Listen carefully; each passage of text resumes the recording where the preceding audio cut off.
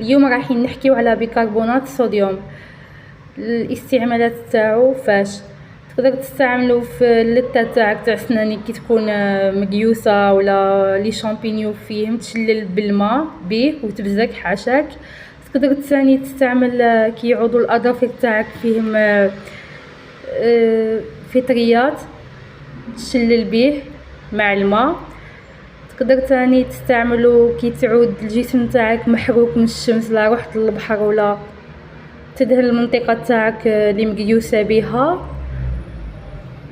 ويتستعمل تاني في حب الشباب كي يعود الوجه تاعك فيه الحب تحط شوية الماء مع البيكربونات الصوديوم وتحط على الحبات تاعك. هذا ما كان مهم، جربوه يا البنات ان شاء الله نكون كي نفيدكم ودعموني.